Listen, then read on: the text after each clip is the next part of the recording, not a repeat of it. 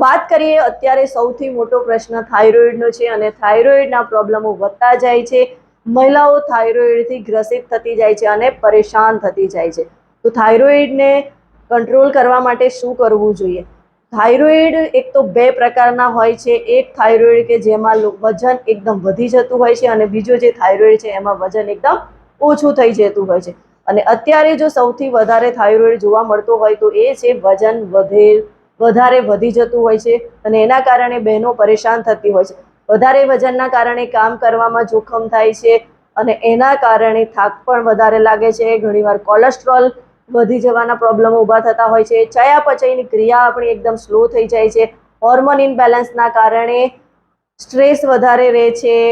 કંઈ કામ કરવાનું મન નથી થતું, ખુશી મહેસૂસ નથી કરતા, ચિંતામાં જ રહેતા હોઈએ છીએ, ગુસ્સો વધારે આવી જતો હોય છે, ચીડચીડા પણ થતું હોય છે. એટલે થાઇરોઇડના કારણે બીજા ઘણા બધા નાના નાના પ્રોબ્લેમો આવી જતા હોય છે અને એના કારણે આપણી લાઈફ જીવવી થોડી મુશ્કેલ થઈ જતી હોય છે. તો આપણી આ લાઈફ જે મુશ્કેલ થઈ જાય છે એને પણ આપણે આસાન બનાવી શકીએ છીએ. કેવી રીતે? તો લાઈફસ્ટાઈલમાં થોડો ચેન્જ કરવો જરૂરી છે. અને લાઈફસ્ટાઈલમાં શું ચેન્જ કરવો જોઈએ? તો સૌથી પહેલાં આપણે આપણી લાઈફસ્ટાઈલમાં ખાવા પીવામાં બદલાવ લાવવો ખૂબ જરૂરી છે. ખાવા પીવામાં આપણે ફાઇબરયુક્ત ભોજનને વધારે સામેલ કરવું જોઈએ. ફાઇબરયુક્ત ભોજનથી આપણું પેટ ભરેલું રહેશે એટલે આપણે ઓવર ઇટિંગથી બચી જઈશું, જેના કારણે આપણું જે વજન વધ્યું છે એ વજન ઓછું કરવામાં પણ આપણને હેલ્પ મળશે.